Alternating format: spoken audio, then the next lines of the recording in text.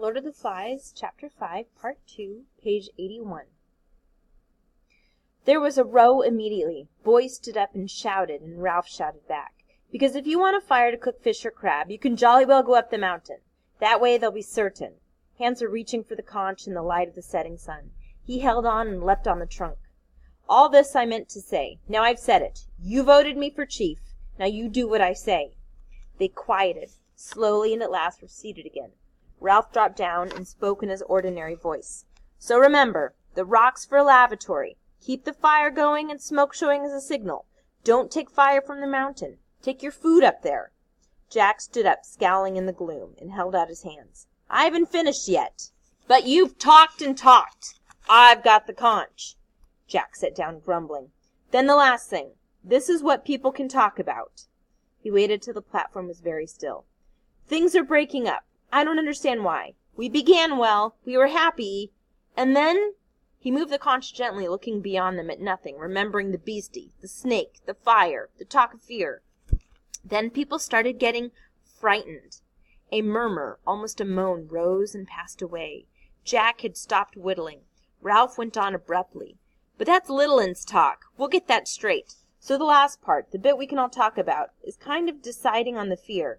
The hair was creeping into his eyes again. We've got to talk about this fear and decide there's nothing in it.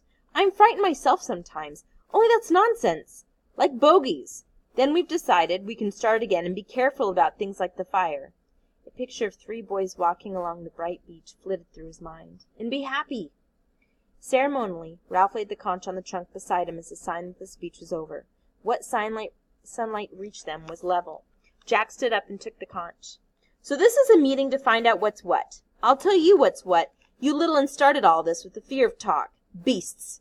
Where from? Of course we're frightened sometimes, and we put up with being frightened. Only Ralph says you scream in the night. What does that mean but nightmares? Anyway, you don't hunt, or build, or help.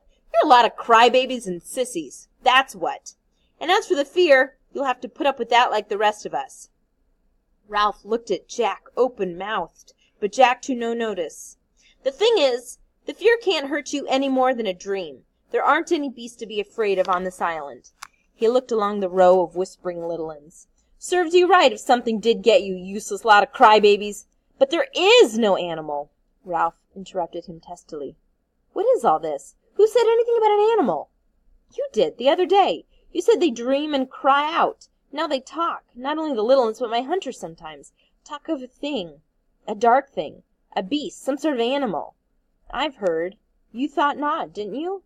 Now listen. You don't get big animals on small islands. Only pigs. You only get lions and tigers in big countries like Africa and India. And the zoo. I've got the conch. I'm not talking about the fear. I'm talking about the beast.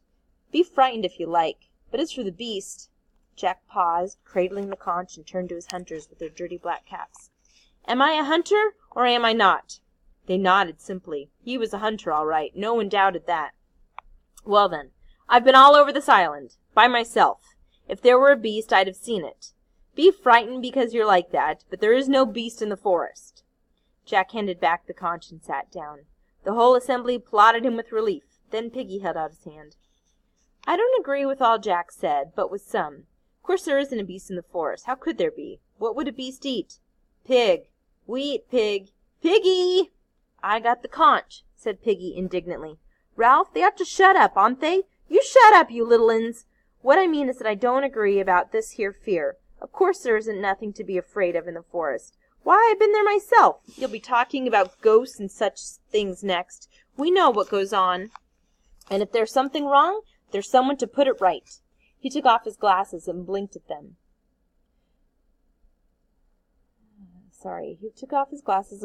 The sun had gone as if the light had been turned off. He proceeded to explain. If you get a pain in your stomach, whether it's a little one or a big one, yours is a big one. When you're done laughing, perhaps we can get on with the meeting. And if the Littletons climb back on the twister again, they'll only fall off in a sec, so they might as well sit on the ground and listen. No, you have doctors for everything, even the inside of your mind. You don't really mean that we've got to be frightened all the time of nothing. Life, said Piggy expansively, is scientific. That's what it is. In a year or two, when the war's over, they'll be traveling to Mars and back. I know there isn't no beast. Not with claws and all that, I mean. But I know there isn't no fear, either. Piggy paused. Unless... Ralph moved restlessly. Unless what? Unless we get frightened of people. A sound, half laugh, half jeer, rose among the seated boys. Piggy ducked his head and went on hastily. So let's hear from the little un who talked about the beast, and perhaps we can show him how silly he is. The little uns began to jabber among themselves. Then one stood forward. What's your name? Phil. For a little un, he was self-confident, holding out his hands, cradling the conch as Ralph did, looking around at them to collect their attention before he spoke. Last night I had a dream, a horrid dream, fighting with things. I was outside the shelter by myself, fighting with things, those twisty things in the trees. He paused, and the other little uns laughed in horrified sympathy. Then I was frightened, and I woke up, and I was outside the shelter by myself in the dark, and twisty things had gone away. The vivid horror of this, so possible and so nakedly terrifying, held them all silent. The child's voice went piping on from behind the white conch. And I was frightened and started to call out for Ralph, and then I saw something moving among the trees, something big and horrid. He paused, half frightened by the recollection, yet proud of the sensation he was creating. That was a nightmare, said Ralph. He was walking in his sleep. The assembly murmured in subdued agreement. The little un shook his head stubbornly. I was asleep when the twisty things were fighting, and when they went away I was awake, and I saw something big and horrid moving in the trees. Ralph held out his hands for the conch, and Little Un sat down. You were asleep. There wasn't anything there. How could anyone be wandering about in the forest all night? Was anyone? Did anyone go out? There was a long pause while the assembly grinned at the thought of anyone going out in the darkness. Then Simon stood up, and Ralph looked at him in astonishment. You were mucking about in the dark? What were you mucking about in the dark for? Simon grabbed the conch convulsively. I wanted to go to a place I know. What place? Just a place I know, a place in the jungle. He hesitated. Jack settled the question for them with that contempt in his voice that could sound so funny and so final. He was taken short. With a feeling of humiliation on Simon's behalf, Ralph took back the conch, looking Simon sternly in the face as he did so. Well, don't do it again, understand? Not at night. There's enough silly talk about beasts without the little un seeing you gliding about like a... The derisive laughter that rose had fear in it, and condemnation. Simon opened his mouth to speak, but Ralph had the conch, so he backed to his seat. When the assembly was silent, Ralph turned to Piggy. Well, Piggy? There was another one. Him. The little uns pushed Percival forward, then left him by himself. He stood knee-deep in the central grass, looking at his hidden feet, trying to pretend he was in a tent. Ralph remembered another small boy who had stood like this, and he flinched away from the memory. He had pushed the thought down and out of sight, where only some positive reminder like this could bring it to the surface. There had been no further numberings of the little uns, partly because there was no means of ensuring that all of them were accounted for, and partly because Ralph knew the answer to at least one question Piggy had asked on the mountain top. There were little boys, fair, dark, freckled, and all dirty, but their faces were all dreadfully free of major blemishes. No one had seen the mulberry-colored birthmark again. But that time Piggy had coaxed and bullied. Tacitly admitting that he remembered the unmentionable, Ralph nodded to Piggy. Go on, ask them. Piggy knelt, holding the conch. Now then, what's your name? The small boy twisted away into his tent. Piggy turned helplessly to Ralph, who spoke sharply. What's your name? Tormented by the silence and the refusal, the assembly broke into a chant. What's your name? What's your name? Quiet! Ralph peered at the child in the twilight. Now tell us, what's your name? Percival Wayman Madison. The Vicarage, Harcourt Street, Anthony, Hance, telephone, as if this information was rooted far down in the springs of sorrow. The little un wept. His face puckered, the tears leapt from his eyes, his mouth opened till they could see a square black hole. At first he was a silent effigy of sorrow, but then the lamentation rose out of him, loud and sustained as the conch. Shut up, you! Shut up! Percival Wayman Madison would not shut up. A spring had been tapped far beyond the reach of authority, or even physical intimidation. The crying went on. Breath after breath seemed to sustain him upright, as if he were nailed to it. Shut up! Shut up! For now the little uns were no longer silent. They were reminded of their personal sorrows, and perhaps felt themselves to share in a sorrow that was universal. They began to cry in sympathy, two of them almost as loud as Percival. Maurice saved them. He cried out, Look at me! He pretended to fall over. He rubbed his rump and sat on the twister so that he fell on the grass. He clowned badly, but Percival and the others noticed and sniffed and laughed. Presently they were all laughing so absurdly that the big uns joined in. Jack was the first to make himself heard. He had not got the conch and thus spoke against the rules, but nobody minded. "And what about the beast?" Something strange was happening to Percival. He yawned and staggered so that Jack seized and shook him. "Where does the beast live?" Percival shagged in Jack's grip. "That's a clever beast," said Peggy, jeering, "if it can hide on the island." "Jack's been everywhere. Where could a beast live?" "Beast my foot." Percival muttered something and the assembly laughed again. Ralph leaned forward. "What does he say?" Jack listened to Percival's answer and then let go of him. Percival, released, surrounded by the comfortable presence of humans, fell in the long grass and went to sleep. Jack cleared his throat, then reported casually, "He says the beast comes out of the sea." The last laugh died away.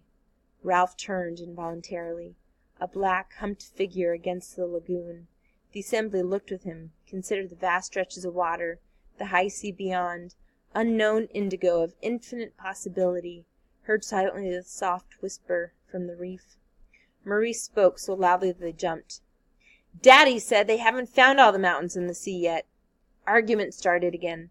Ralph held out the glimmering conch and Maurice took it obediently. The meeting subsided. "I mean, when Jack says you can be frightened because people are frightened anyway, that's all right. But when he says there's only pigs on this island, I expect he's right, but he doesn't know. Not really. Not certainly, I mean." Maurice took a breath. "My daddy says there's things, what do you call 'em, that make ink, squids, that are hundreds of yards long and eat whole whales." He paused again and laughed gaily. "I don't believe as the beast, of course.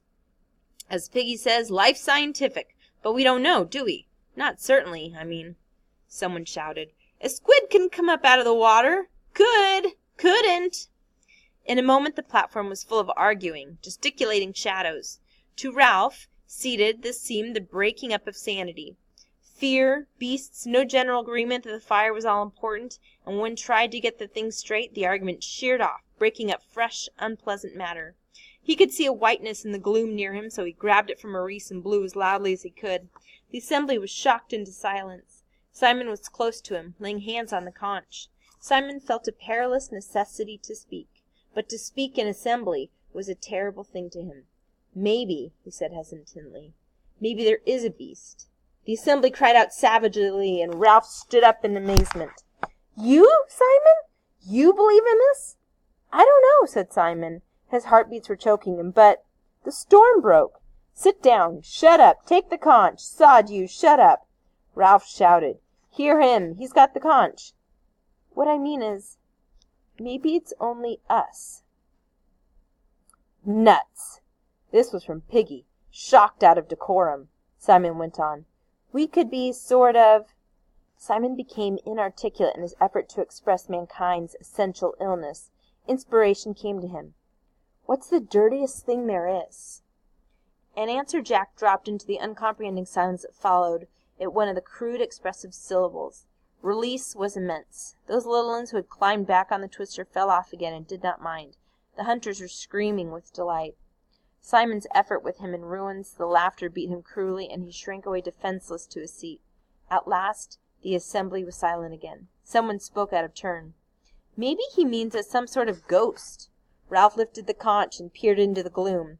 The lightest thing was a pale beach. Surely the little uns were near. Yes, there was no doubt about it.